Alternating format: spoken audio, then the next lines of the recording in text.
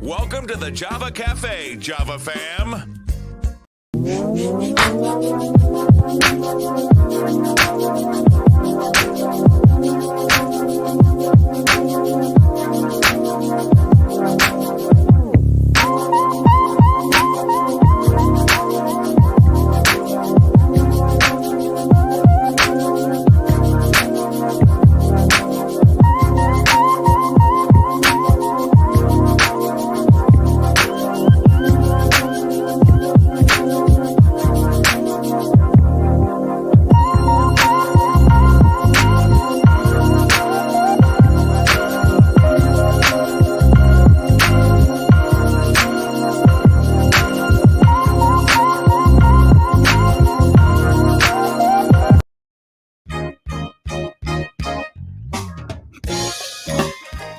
Good afternoon, everybody. Good afternoon. Good afternoon. We are in the process of switching over to the website. And so I am going to be in the background here posting on social media. I got fussed at a little bit today because folks are saying, James, if you make it hard for us to see you, we may not come in. And so I'm going to go ahead and share this on the Java with Jimmy page. But if you are watching on the website, go ahead and hit share this to your social media page. We're going to give it a couple of seconds. And because I have a guest, I want to make sure that we hear the information. If we don't get some folks in on the website, what we will do is just quickly put this on the Java with Jimmy page. But we are back after a break since right before the holidays. And we were coming in every Monday at 1 p.m. to talk about Black mental wealth. And I want to thank Jelani Lynch and also Naisha Deed, who were part of the original conversations in setting a context and tone for Black mental wealth. And we're going to continue the conversation today. I'm going to go ahead and just add Java with Jimmy on Facebook to this broadcast so we can make sure that this brother gets the love that he deserves as we're switching over to the website. But if you are just joining on Java with Jimmy, we are here for Black mental wealth with Joseph Gilmore. And we're going to talk about equity in the cannabis industry. So I'm going to ask you, no matter where you're watching, on the website, hopefully, or on Java with Jimmy on Facebook, we're going to ask you to go ahead and share today's Black mental wealth. I'm going to go ahead and get ready to bring my brother in so we can introduce him again to you all. This is a good, educated brother that advocates and is just very knowledgeable about a space that we need to have equity when it comes to Black and brown folks. So Joe, I know you go either by Joe or Joey. You tell me what you want me to call you today and we'll go from there, but greet the folks and we'll go from there, sir. How's everybody doing out there today? Thanks for having me on the show today. I really appreciate you having me a part of this. So this is all about Black mental wealth, and that name really stuck out to me because it's the ability for Black and brown communities to have access to the economy that's going on with this multi-billion-dollar cannabis industry that was created, that was initially targeting people, still targeting people. There's still tons of data on it, and it's just really an opportunity to bring the resources that people really need in order to create self-change and community change. So yeah, thank you all for having me here today. Appreciate you all. It's definitely good to have you here. And you're not a stranger to the Java Cafe. Your actual introduction was the in-person that we had, and you were one of the panelists. And we learned a lot from you that day. We learned about resources. We learned about your role. And so let's just review that a little bit about your role. You are the Cannabis Fund Manager. And when people hear cannabis and fund, I know they presume a lot. And so tell us about your position, and also tell us that fund is actually at the Boston Equity Program. So tell us a little bit about that, and then we're going to jump into some things and some updates. So the Boston Equity Program was created through an ordinance establishing social equity in the city of Boston. And essentially, it created this program within the city of Boston to help people who are affected by the war on drugs. And the two parts of this program that help applicants are the Technical Assistance Program, along with the Boston Equity Fund, where you can get a $15,000 grant. And so my job with the city is essentially to help get those funds out to people who qualify. And you can find out more about how to qualify as a Boston Equity applicant in the resources, the email that I'm going to send to Jimmy after this show. Actually, what I'll do is talk for a couple of seconds. We have a wonderful private chat function. So anything you want to put in a private chat, and I've done it before, we can cut and paste and put it right on the screen here live. And so we will share your email and also web address with the information. And Joe made a PDF that I need to post now that the website is up that outlines some of the services or resources rather available. And so one of the things we did learn that day, Joe, that there are different types of licensures or licenses, from being what I would call the grower or distributor at quote unquote the top, to I don't know if how do you describe the staff that aren't, at the highest level of where the profit comes in? How do you describe the workers, or how do you describe that staff? Right. So there are different license types that are available in the state of Massachusetts in terms of operating a legal cannabis business. It's not just having a storefront retail license. You can also have a distributor or a cultivation license when you're actually growing the plant, or a manufacturing where you're producing different products. But most commonly what we see in the city of Boston have been retail dispensaries, which have been making the most profit, making tons of profit, millions of dollars. And so essentially, there are different types that you can go for, but there may be license type that make more sense in the city of Boston. And one interesting license type that actually is gaining traction in legislation is the delivery operator, so wholesale delivery, which is the ability to have a warehouse. Right, you have a warehouse, and then you buy wholesale from producers, and then you're able to have a delivery. Vehicles go directly to the customers. But the cool part about this license type is it's only available to social equity applicants. So people who qualify under the CCC's criteria for harm by the war on drugs. So people who have been arrested for cannabis in the past, or people who's a family member or live in certain areas. So the social, let's unpack that a little bit, because that was something that I think as a counselor, Kim Janey advocated for. And then definitely, I believe, if I'm right, when became mayor, really pushed it through. And so this is legislation that addresses the disproportionate impact of the war on drugs, as you said, for Black and brown folks. And so that's an application type, correct? Right. So does that app type fall under any of the licensures? I don't want to confuse it.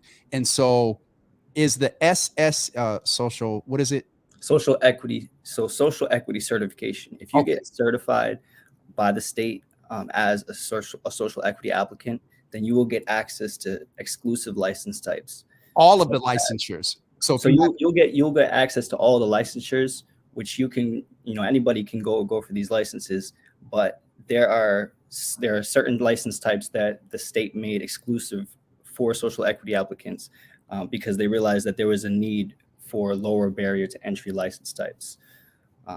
So that's just one of them that I was referring to. Another one is social consumption, the ability to have a lounge where you can consume cannabis, because currently there's no place where you can consume legally. You have to consume on your property, and if you live in public housing, then you have nowhere to consume legally. Legally. Okay, we'll leave that there. And so the other part of that is that you just, and there's so much information. I should have a pen here so I don't lose my train of thought.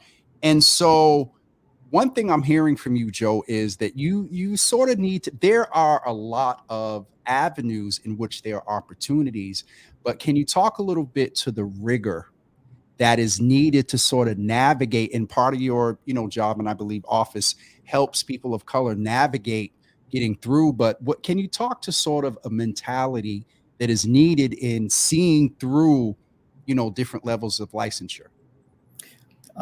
So I think that people in Boston, the city of Boston, particularly Black and brown people, should definitely have an interest in what's going on in terms of the legislation or the policies in regards to the legal cannabis industry, not just the legislation and policy, but also the businesses that are coming into the communities.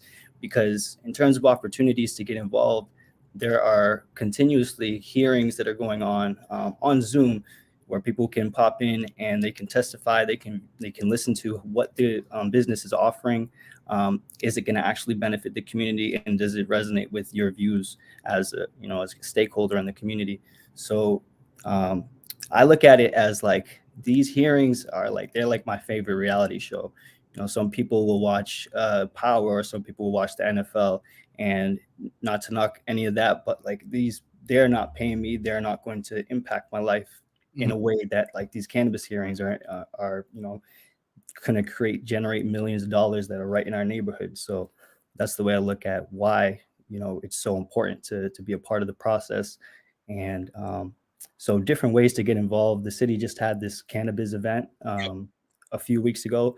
It was a 3-day cannabis licensing workshop, and they went over like a plethora of different topics that people would pay tens of thousands of dollars to hear from lawyers, but it was real synthesized and composed down in a way that it was broken into like just 3 days.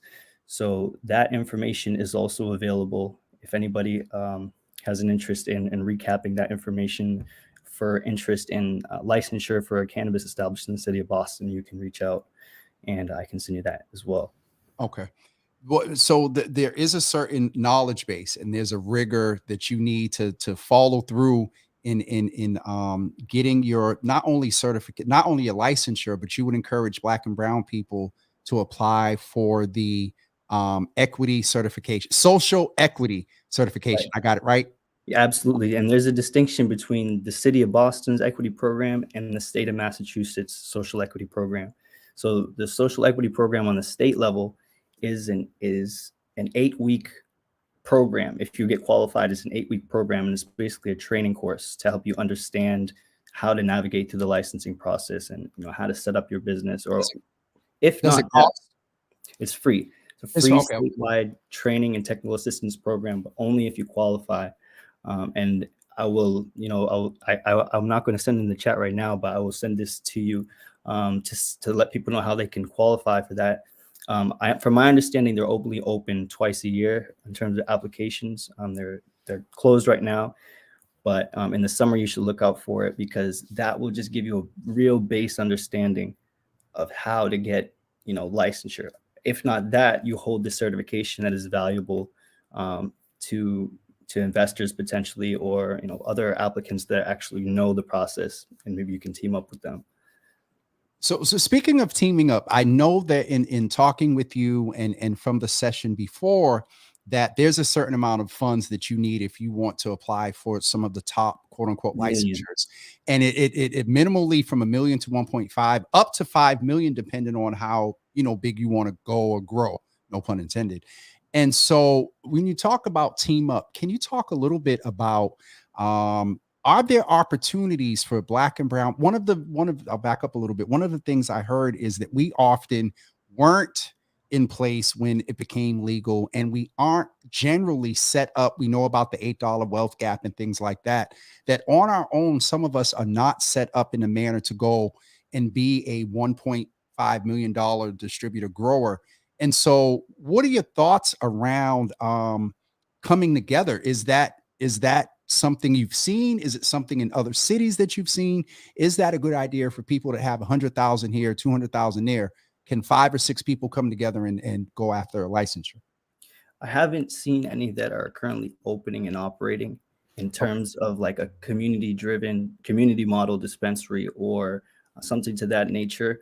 I know that the state of Massachusetts created a license type called the Craft Cannabis Cooperative, which allows people to pool their resources and then own, their own cooperatively owned cultivation site.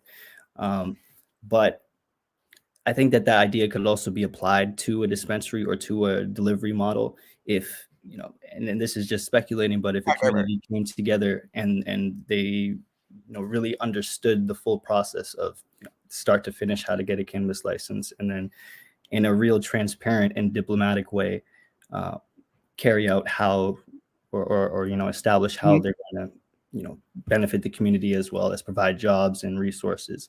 So that's something that I think personally would do well, because a lot of the issues that a lot of these cannabis businesses will run into is with the community and not being able to convince them to allow them to do business there. So sometimes, because I've heard you use the term predatory investors, and so sometimes, and I hear your point, but sometimes that's not a bad thing, because some of these investors, and so I don't want to get to that point yet. So realistically, there is a possibility that you could have, and it's, I know I might get in trouble for this, and folks will go back and watch, but a community-based delivery, social, and if everybody that pulled their resources together, would they have to, and I don't know if you know right now, but again, this is organic, would they each have to apply for the SEC, or would one of them, would the overall conglomerate apply for it? So I believe, from my understanding, as long as 51% of your business qualifies as social equity,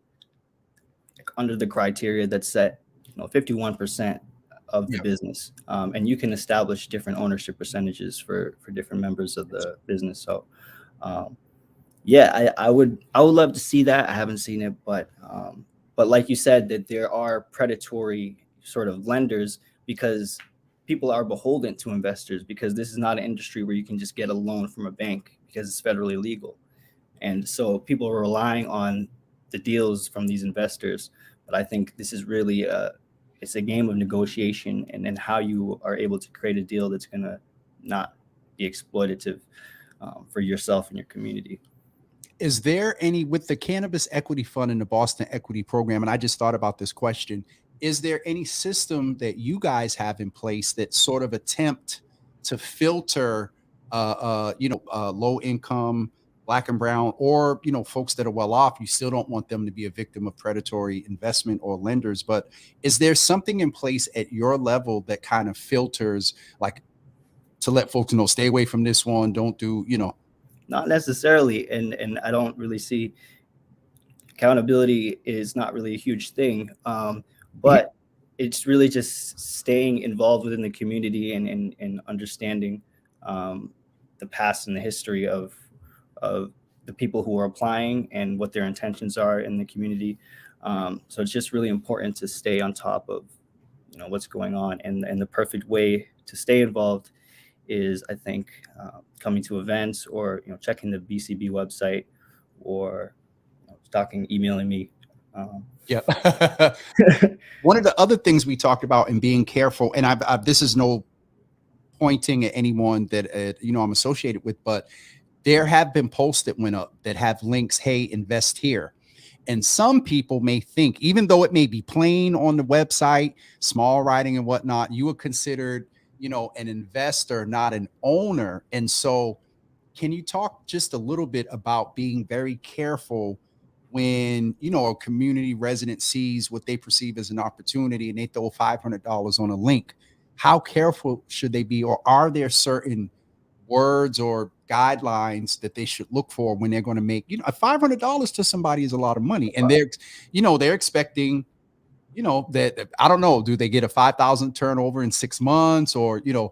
I was joking with you earlier and saying, as an investor, do you get to walk in the dispensary and be like, yo, I need a bud, like, Right, and it's all dependent on the deal that's written out, and so it's really on the community or on the investor to do their due diligence when investing in any sort of thing related to the cannabis industry, because just because they're a cannabis business, it does not mean that they're going to use their business in a way that's going to positively impact the people. And so just looking into the fine lines, like who's the owners, where's, what is your minimum wage that you're going to be offering at this place? Different things like is there going to be like a pathway to advancement within this business? Things that I think that the community should look out for in terms of who they want to support. Don't just support anybody, because the alcohol industry was given up, and this industry was so-called created to help establish equity within Black and brown communities. So it's interesting, because I asked you that in the form of being financially sound, but what I heard from you there was not only the finances, but values of the of the entity or whatever. And so you could, like, if they have a website, you could look at their board members, you could look at their mission statement. What's another indicator? Because outside of that, like, how would you tell if they're somebody you want to get in bed with or somebody Positive impact plan. So every single cannabis business in Massachusetts has to have something called a positive impact plan. This is separate from the host community agreement. So the positive impact plan, right? This is a portion of their application where they are describing how they're going to use a portion of their funds to positively impact the community of disproportionate impact. So in Boston, like areas like Roxbury, Dorchester, Mattapan, or harmed areas that the city or the state identified. So yes, if you're at a community meeting, you could ask, what is your positive impact plan? What do you plan to do with your funds to help people? On top of that, like, what is your minimum wage going to be? What does your workforce look like? Your workforce benefits. are you hiring people with quarries? Are you hiring people with quarries or locally, or you have a preference for that sort of thing? So if I'm listening to you, brother, we have more than just the power of our dollar to make a difference in the cannabis industry when it comes to equity. We can go, all right, this is for all the folks that don't consume and don't smoke. If you believe in equity, you can go to a community meeting in person or on Zoom and really drive the positive impact, positive impact plan. You can positive impact plan and identify what are the needs in the community that were a result of the war on drugs, or what are mechanisms that can be created through the funds that the dispensary gives that are going to really create economic impacts for people, social economic impacts. And this thought just so this is powerful, because you think that there are people, I have Faith and other folks that watch Java with Jimmy, and sometimes we'll joke about consumption or whatever. And so what I just heard there, whether you consume or not, there's a social equity component away from consumption or not that you can have an influence on in your community if investors are coming in or Right. they're trying to start a business. Yeah, any company that comes in, they have to go through multiple community meetings, and they're posted on the BCB website. There's a link. I was going to ask, are they posted? Okay. So it says upcoming, and then they'll be available. So. Okay. One of the things that I talked with Joe about, we're going to get ready to wrap up shortly. I think we covered most everything. Is that we're going to, I'm going to get with Joe and make sure that we put links and we put information. I do have a question on the website. Would you say watching any meetings from the CCC would be worth it if you want to push equity? So is it the ability to just watch or exchange, or Rachel, I don't know if you're specifically asking the community meetings that you talked about, or the first, remember you mentioned the first set of meetings that they have. Yeah, so it's not just the CCC hearings, because the CCC hearings have these meetings in regards to which licenses they're processing. But there are other occasions where the city of Boston will have like a citywide stakeholder community meeting where they're asking residents to testify on behalf of if they want social consumption, or sometimes the state of Massachusetts, there's the Joint Committee on Marijuana Policy. Those are the state reps and senators. Sometimes they'll have meetings in regards to the laws that are going to pass. So I think there are some community groups that exist that try to post this information, but unfortunately, since there's so much that's going on, it's hard for people to grasp. But that's why I just want to, if there's a message that I leave off, just try to take an interest in figuring out what's going on now and how to further get involved, because this industry is not going to go away, and the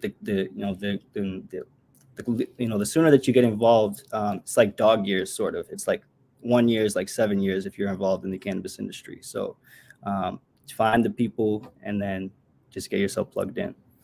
And it's not going to go away. And the truth of the matter is, it's going to grow, because the more you have these sites and opening, and the more the law changes as far as social consumption, this is a lucrative business, correct?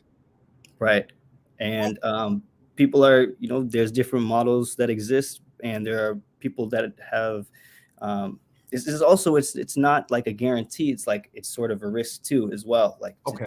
to take precautions in terms of investing or jumping into a business, but just know that there are billions of dollars being spent, and there are opportunities to help direct some of those funds to people and communities in need.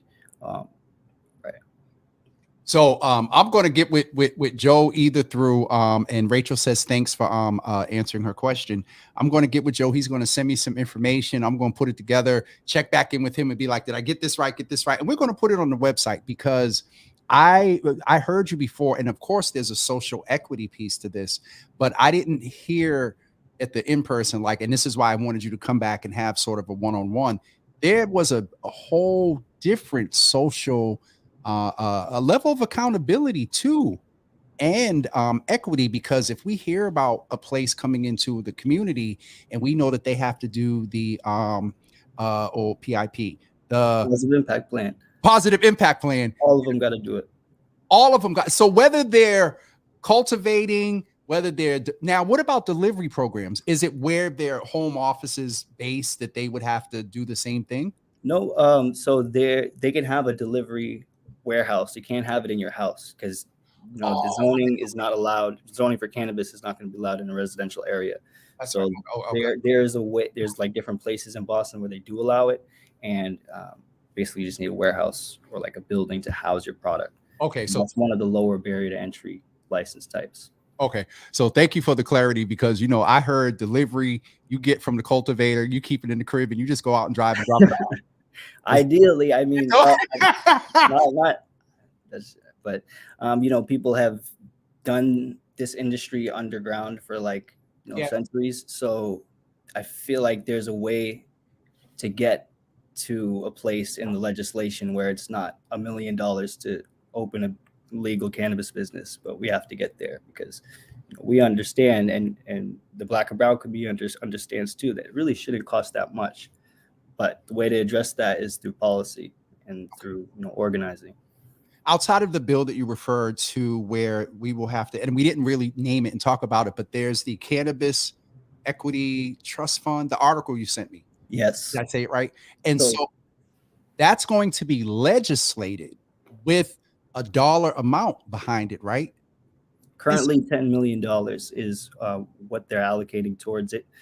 So the state of Massachusetts is advancing with a bill that would create, and it hasn't passed yet. It still has to be signed by the governor, but create a state equity fund. So there's a city of Boston equity fund that gives out $15,000 grants, but on the state level, it would be $10 million. So there would be more money available to give out to social equity qualified applicants to help get them seed capital or pay for to help stay afloat, which is a grant. No, this is a loan program, and this is they would actually have you pay back the funds.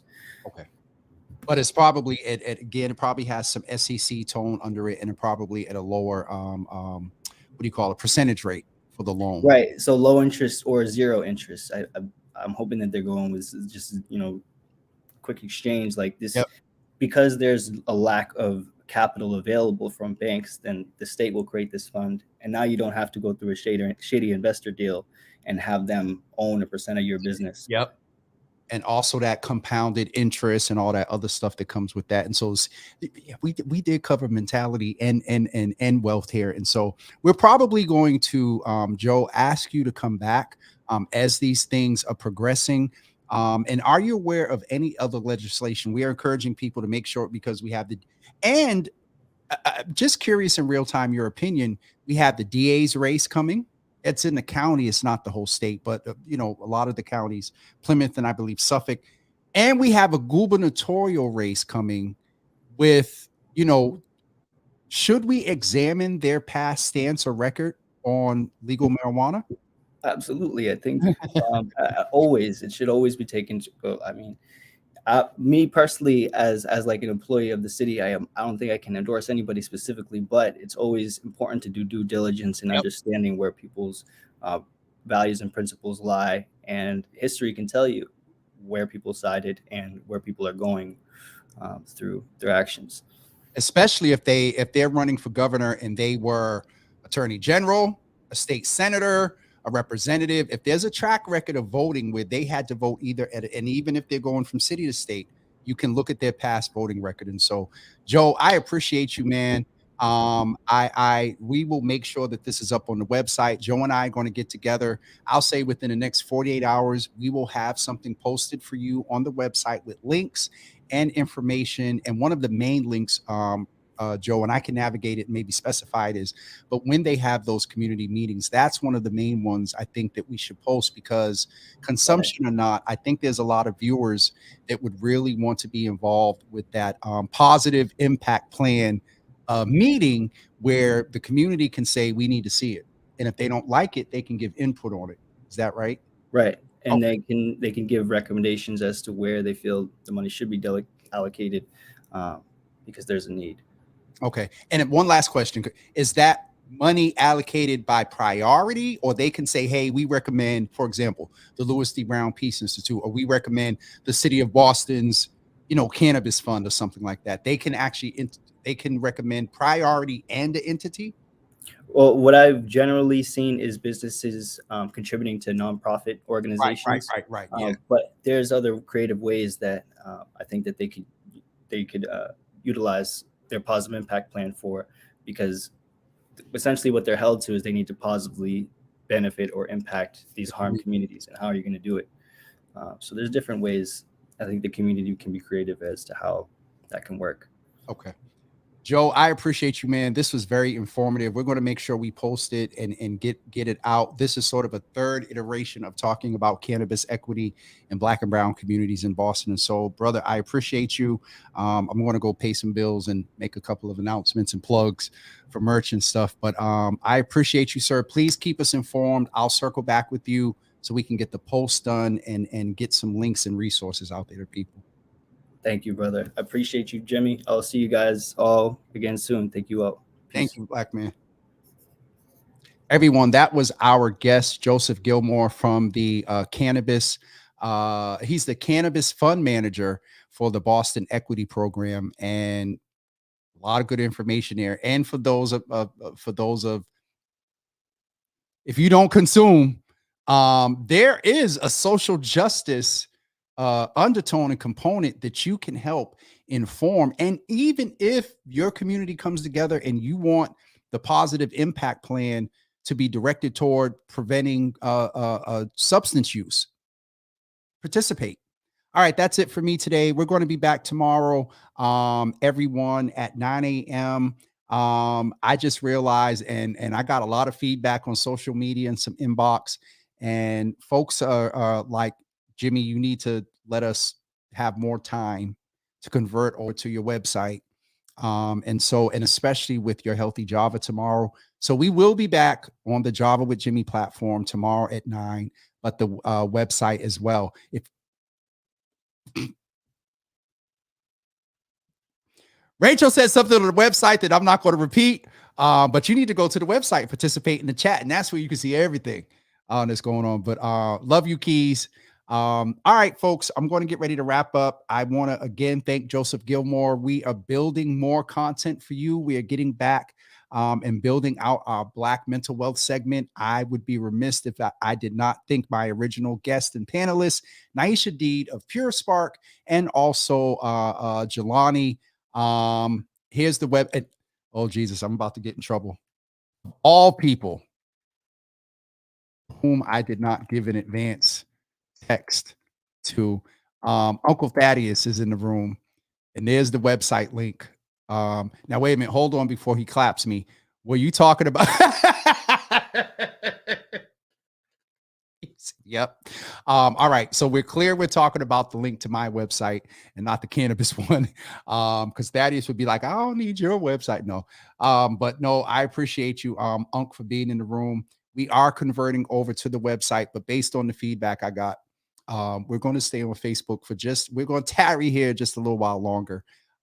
So we allow all of you who are the hugest part of the Java Cafe to be able to still participate and comment. We got one more iteration of the platform coming. We're waiting on Wirecast to release their 15th edition of their platform.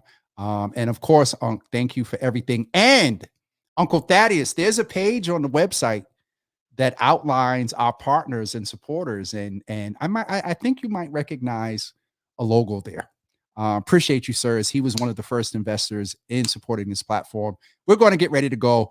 And we will see you tomorrow back here at 9 a.m. for Your Healthy Java. And we have Dr. Robbie Goldstein. He ran for office, but he is also an infectious disease doctor. And we don't hear the term sexual health as much anymore. And so he's coming in, and we're going to talk about updates and trends in sexual health as we are getting ready to approach Valentine's Day. This is the last Your Healthy Java before Valentine's Day. And so we thought we would just kind of cover that as well. And it's going to be a very in-depth conversation. There's some components I'm going to save for tomorrow and surprise you with, but I suggest you tune in tomorrow. We're going to have a real conversation, even about some trust issues when it comes to dealing with the medical industry when it comes to sexual health.